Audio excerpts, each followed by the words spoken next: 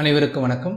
இந்த வீடியோவில் நம்ம என்ன பார்க்க போகிறோம் அப்படின்னா, தமிழ்நாட்டில் பள்ளிகளை நவம்பரில் திறப்பாங்களா டிசம்பரில் திறப்பாங்க அப்படின்னு சொல்லிட்டு நம்ம ஒரு பல குழப்பத்தில் இருக்கோம். இந்த சூழ்நிலையில் தமிழ்நாட்டினுடைய உயர் மற்றும் மேல்நிலை பள்ளி பட்டதாரி ஆசிரியர் கழகத்தினுடைய மாநில பொதுச் செயலாளர் எஸ் சேது செல்வம் அவர்கள் ஒரு கோரிக்கையை மாநில அரசிட்ட வச்சிருக்கிறாரு. அது என்ன கோரிக்கை அப்படின்றது தான் பார்க்க போகிறோம். அதுக்கு முன்னாடி நம்ம சேனலை சப்ஸ்கிரைப் பண்ணாதவங்க சப்ஸ்கிரைப் பண்ணிக்கோங்க, மறக்காமல் பெல் ஐக்கானை கிளிக் பண்ணுங்கள். அப்போ தான் நம்மளுடைய எந்த ஒரு வீடியோ வந்தாலும் உங்களுக்கு உடனே சேரும். வாங்க வீடியோக்குள்ளே போகலாம்.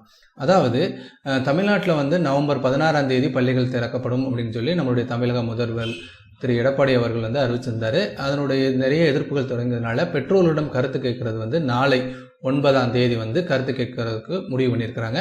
ஸோ அதற்காக பார்த்திங்கன்னா எல்லா பள்ளிகள்லையும் அதுக்கான கூட்டத்துக்கான ஏற்பாடுகள் நடைபெற்று கொண்டிருக்கு.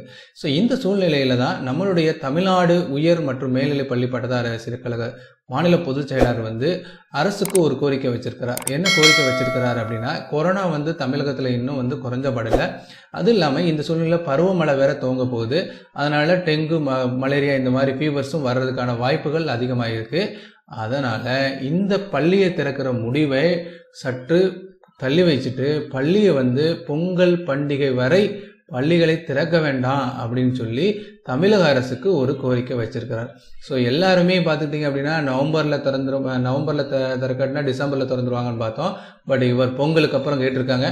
ஸோ இவருடைய கருத்துக்கள் ஏற்றுக்கொள்ளப்படுமா அப்படின்றது எல்லாமே நம்மளுடைய தமிழக முதல்வர் சொல்லியிருக்கிறார். என்ன சொல்லியிருக்கிறார் அப்படின்னா, 9ஆம் தேதி பெற்றோர்களுடைய கருத்துக்களை கேட்டதுக்கப்புறம் 11ஆம் தேதி பள்ளிகளை எப்பொழுது திறக்கலாம் அப்படின்ற ஒரு அறிவிப்பை வெளியிடுவேன் அப்படின்னு சொல்லியிருக்கிறாங்க.